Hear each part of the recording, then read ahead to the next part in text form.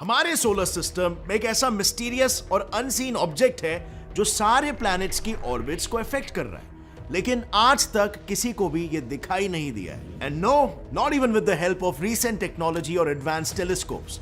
But वो exist तो करता है, और ये मैं नहीं बल्कि कई साइंटिस्टों का मानना है।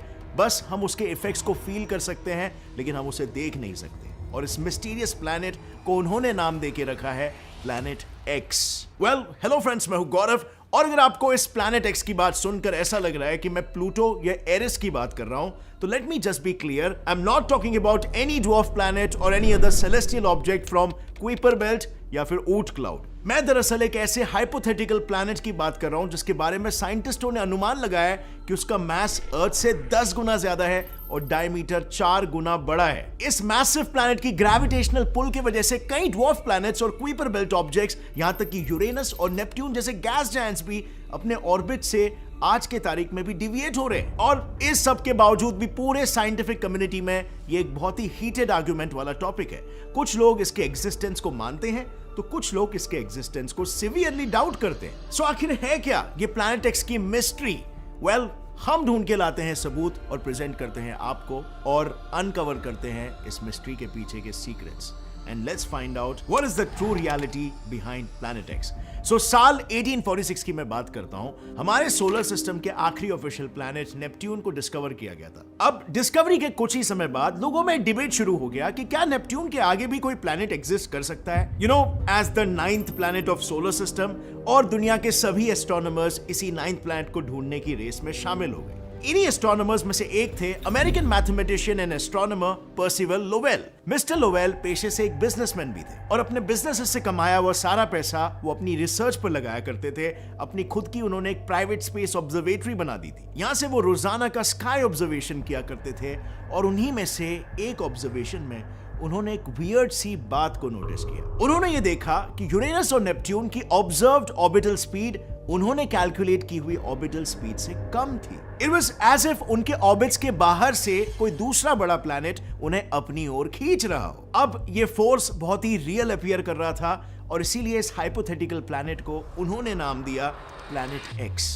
और 1906 के बाद से अपनी ऑब्जर्वेटरी को पूरी तरीके से इस प्लैनेट को डिस्कवर करने के लिए उन्होंने डेडिकेट कर दिया। लेकिन कई कोशिशों के बाद भी मिस्टर लोवेल ऐसे किसी भी बड़े प्लैनेट को डायरेक्टली ऑब्जर्व नहीं कर पाए। However, on the other hand, ऐसा भी नहीं था कि उनके ये एफर्ट्स पूरी तरीके से नाकामयाब रहे। लोवेल की ऑब्जर्वेटरी में रिसर्च करने वाले अमेरिकन एस्ट्रोनॉमर क्लाइड टॉम्बॉ ने साल 1930 में लोवेल की हाइपोथेसिस को वैलिडेट करते हुए द 9th प्लैनेट को डिस्कवर किया, जिसका नाम पड़ा गया प्लूटो। सो ढूंढने गए थे एक बड़े प्लैनेट, प्लैनेट एक्स को, और मिल गया एक छोटा प्लैनेट प्लूटो।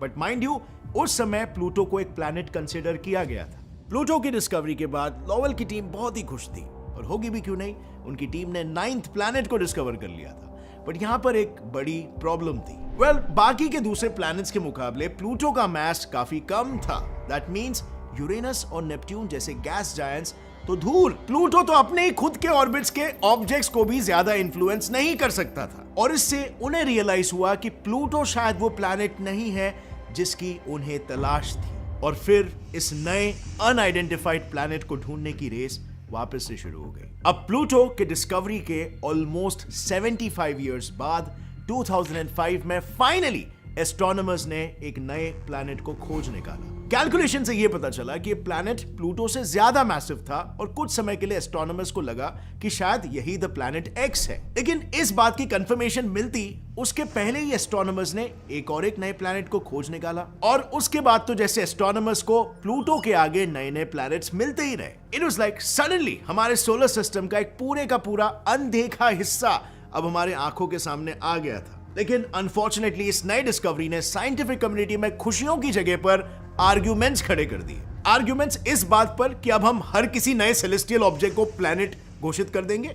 और देखा जाए तो बात भी सही थी। I mean, कुछ स्पेसिफिक रूल्स तो होने चाहिए जिन रूल्स के बेसिस पर आप एक प्लैनेट को डिफाइन कर सकते हो। और यही रीजन था 2005 में डिस्कवर्ड प्लैनेट का नाम रखा गया Eris the god of discord and arguments. क्योंकि इस प्लैनेट की डिस्कवरी के बाद से ही तो साइंटिस्टों को कुछ रूल्स बनाने पड़ गए। अब उस समय में ऐसे क्या रूल्स बने थे, चलिए एकदम सिंपल भाषा में समझ लेते हैं। Rule number 1, it must orbit a star. Very simple, मतलब एक प्लैनेट एक स्टार के अराउंड रिवॉल्व करना चाहिए। Rule number 2, it must be big enough to have enough gravity to force it into a spherical shape. आसान शब्दों में एक प्लैनेट इतना तो मैसिव होना चाहिए कि ग्रेविटी की वजह से उसका शेप राउंड हो जाए। And finally rule number 3, it must be big enough that it's gravity clears away any other object of a similar size near its orbit around the sun। कहने का मतलब एक प्लैनेट उतना बड़ा होना चाहिए कि उसकी ग्रेविटी अपने रास्ते में आने वाले हर दूसरे ऑब्जेक्ट को या तो हटा पाए या फिर अपना ही हिस्सा बना ले। बेसिकली अपने ऑर्बिट को इस कदर साफ कर दे कि पूरे ऑर्बिट में सिर्फ वही एक मैसिव ऑब्जेक्ट हो। तो अब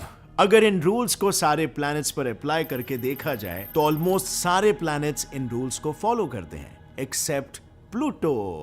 यू सी, प्लूटो पहले के 2 रूल्स को तो डेफिनेटली फॉलो करता है, लेकिन थर्ड रूल में वो मार खा जाता है। जैसे हमें पता है, प्लूटो दरअसल कुइपर बेल्ट का एक हिस्सा है, जिसमें प्लूटो के साथ साथ कई ट्रिलियन छोटे छोटे celestial objects like comets and asteroids भी मौजूद है। अब भले इन सब में प्लूटो सबसे ज्यादा मैसिव है, लेकिन वो इतना भी मैसिव नहीं है कि अपने ऑर्बिट में मौजूद सारे दूसरे छोटे छोटे ऑब्जेक्ट्स को साफ कर दे। और यही रीजन है कि 2005 में एरिस की डिस्कवरी के बाद बने रूल्स की वजह से प्लूटो ने अपना प्लैनेट होने का दर्जा खो दिया and now it became a dwarf planet. और सिर्फ प्लूटो ही नहीं, बल्कि प्लूटो के आगे जितने भी प्लैनेट्स डिस्कवर हुए हैं वो सभी ड्वार्फ प्लैनेट्स हैं। आज के तारीख में ऑफिशियली हमने 5 ड्वार्फ प्लैनेट्स को डिस्कवर किया है, प्लूटो, एरिस, हाउमिया, मेक और सीरीस।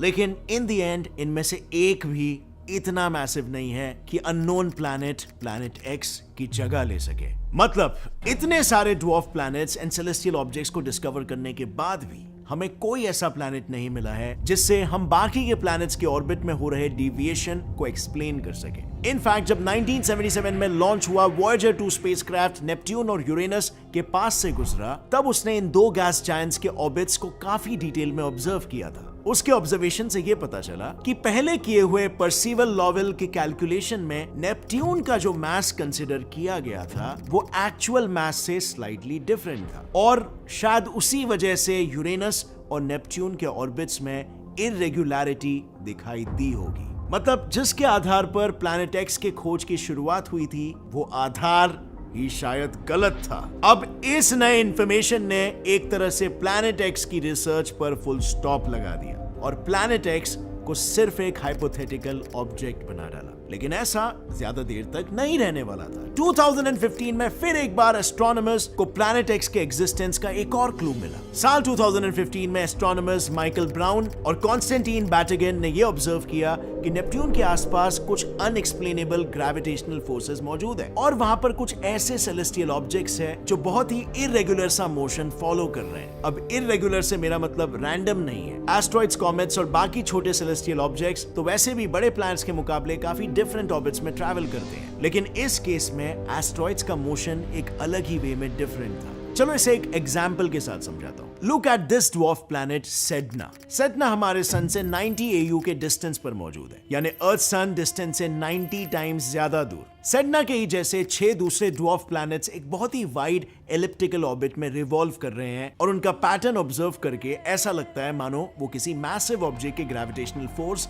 से इन्फ्लुएंस हो रहे हैं। अब ये ऑब्जर्वेशन तो अपने आप में बहुत ही सिंपल है और इससे ये कह देना कि प्लैनेट एक्स हाइपोथेटिकल नहीं है बल्कि सच में एग्जिस्ट करता है will be a very long shot, wouldn't it? इसका मतलब है कि अगर हमें प्लैनेट एक्स के एग्जिस्टेंस का कोई सॉलिड एविडेंस चाहिए तो हमें उसका एक अच्छा ऑब्जर्वेशन भी हासिल करना पड़ेगा, और ऐसा ऑब्जर्वेशन हमें सिर्फ कोई अच्छे टेलीस्कोप से ही मिल सकता है। अब आई नो आप सब समझ ही गए होंगे मैं किस डायरेक्शन में जा रहा हूं। ऑब्वियसली 1906, 2005 और 2015 के मुकाबले आज हमारे पास काफी ज्यादा एडवांस्ड और सेंसिटिव टेलीस्कोप्स मौजूद हैं। लेकिन फ्रेंड्स, अगर हम हमारे नए एडवांस टेलीस्कोप से किए गए ऑब्जर्वेशंस और डिस्कवरीज को देखें तो सबसे फर्देस्ट प्लैनेट जो हमने आज तक टेलीस्कोप के हेल्प से ऑब्जर्व किया है वो है फार फार आउट। एंड नो, मैं इंग्लिश का फ्रेज नहीं यूज कर रहा हूं, ये प्लैनेट का नाम है फार फार आउट, और काइंड ऑफ ये नाम इस प्लैनेट को सूट भी करता है क्योंकि अर्थ और फार फार आउट के बीच का जो डिस्टेंस है वो 140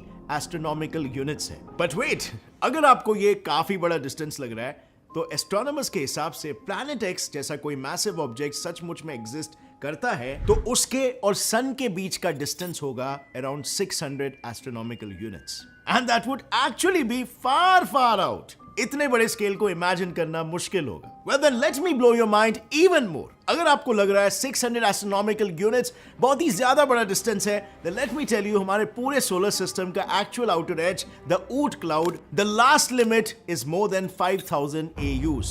मतलब अगर प्लैनेट एक्स सचमुच में एग्जिस्ट करता है, सो अब आपको क्या लगता है वो सन से कितने डिस्टेंस पर होगा?